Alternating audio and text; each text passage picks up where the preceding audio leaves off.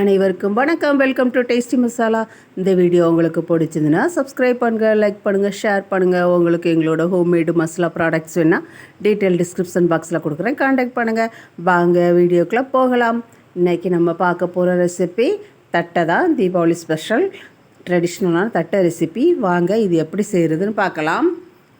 பாருங்கள் எவ்வளோ மொறுமொறுப்பாக இருக்குதுன்னு உங்களுக்காக உடச்சி கூட காமிக்கிறேன். நல்லாவே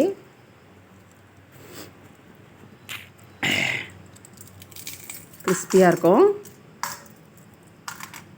டேஸ்ட் சூப்பராக இருக்கும். வாங்க இந்த தட்டை எப்படி செய்கிறதுன்னு பார்க்கலாம்.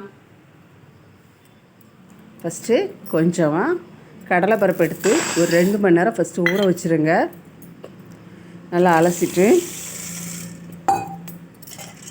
ஒரு 50 கிராமுக்கு கம்மியாக தான் இருக்கும், ஒரு 25 கிராம் அவ்வளோதான் இருக்கும்.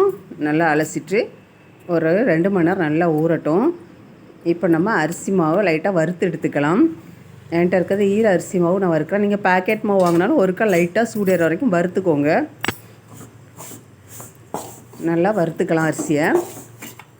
அரிசி மாவு நல்லா வறுபட்டு வந்துருச்சு.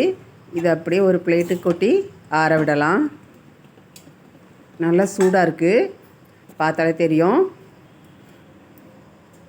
இது அப்படியே கொஞ்ச நேரம் ஆறட்டும்.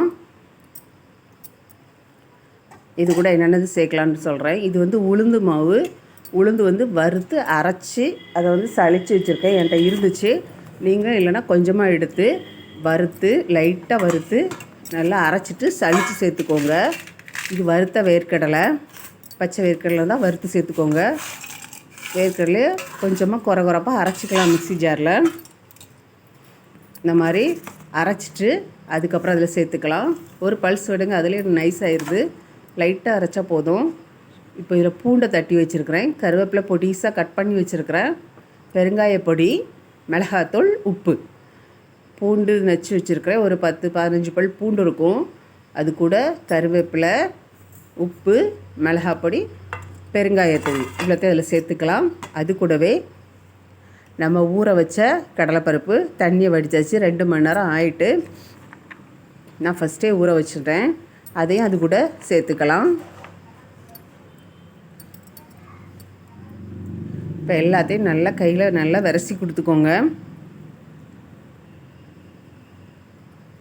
நல்லா ஈவனாக படுற மாதிரி நல்லா விரசிக்கோங்க. ரொம்ப டேஸ்ட்டாக இருக்கும். தட்டை இந்த மாதிரி செஞ்சு பார்த்தீங்கன்னா உண்மையிலே டேஸ்ட் சூப்பராக இருந்து. நல்லா விரசியாச்சு.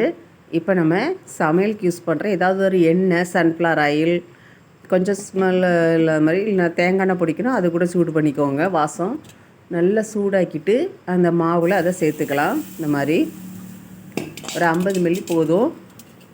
இப்போ நல்லா சேர்த்துட்டு அதை ஒரு கரண்டி வச்சு ஃபஸ்ட்டு நல்லா கிளறி கொடுத்துக்கோங்க. ஃபஸ்ட்டே கையில் தொட்டால் நல்லா சூடாயிரும்.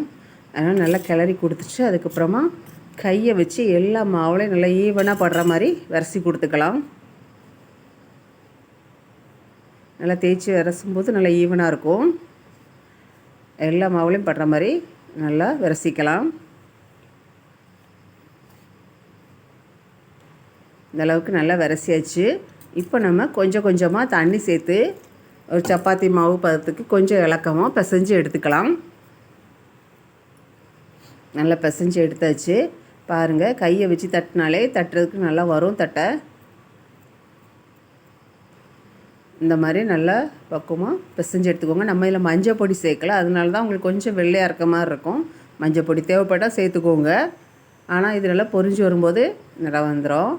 ஒரு வாழை இலையில் கொஞ்சமாக எண்ணெய் தடவிருக்கேன். அந்த மாவில் கொஞ்சமாக எடுத்து வச்சு கையிலையும் தட்டலாம்.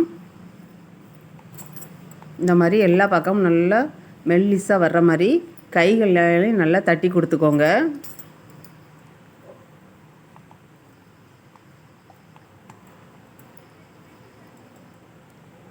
கையிலையும் நல்லா தட்டிட்டு எடுக்கலாம். நான் ஒரு கையிலையும் மொபைல் பிடிச்சிட்டு தான் எடுக்கிறேன்.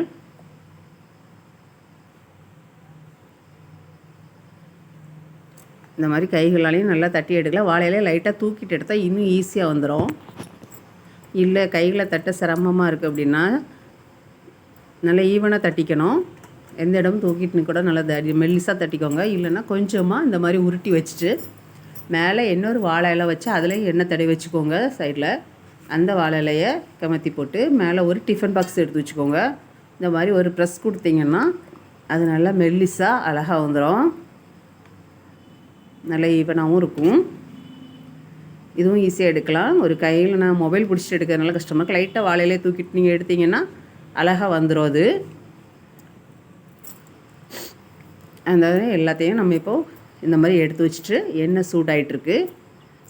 ஒன்று ஒன்றா போட்டு பொரித்து எடுத்துக்கலாம். நல்லாயிருக்கும். கொஞ்சம் கூட எண்ணெய் குடிக்கல. இந்த கொஞ்சோண்டு எண்ணெயில் தான் நான் அவ்வளோ மாவுமே சுட்டு எடுத்தேன். எண்ணெய் குடிக்கல. தட்டை நல்ல கிறிஸ்பியாக இருந்து நல்ல பொறுன்னு டேஸ்ட்டாக இருந்தது.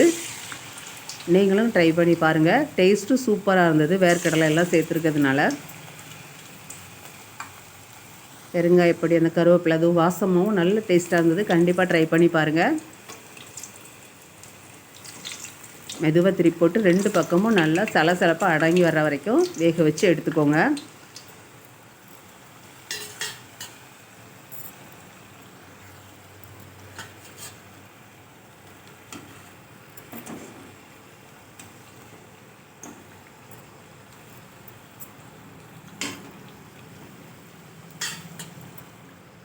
இந்த மாதிரி தட்டை நல்லா வெந்து வந்துருச்சு. இப்போ நம்ம இதை ஒரு பிளேட்டுக்கு மாற்றிக்கலாம். நல்லா கோல்டன் ப்ரௌன் வர வரைக்கும் வேகலாம். பார்த்தாலே தெரியும் தட்டை சூப்பராக இருந்தது. எல்லாத்தையும் சுட்டு எடுத்துக்கலாம். இந்த மாதிரி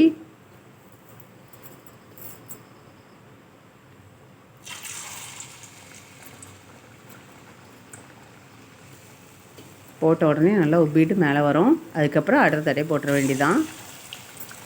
இப்படி ஒன்றுனா போட்டு நல்லா சுட்டு எடுத்துக்கோங்க. நம்மளோட கிறிஸ்பியான மொறுன்னு தட்டை ரெடி ஆகிட்டு. இங்கே கடலைப்பருப்பு இது வேர்க்கடலை எல்லாமே கடிப்படுறதுனால ரொம்ப டேஸ்ட்டாகவும் இருந்து வாசமாகவும் இருந்தது. கண்டிப்பாக நீங்களும் ட்ரை பண்ணி பாருங்கள். நல்லா மெல்லிசாக தட்டிக்கோங்க. இந்த மாதிரி நல்லா மொறுன்னு இருக்கும்.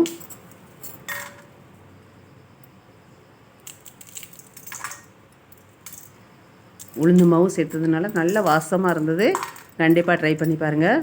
எவ்வளோ கிறிஸ்பியாக இருக்குன்னு பாருங்கள். லேயராகவும் வந்துருந்தது. நல்லா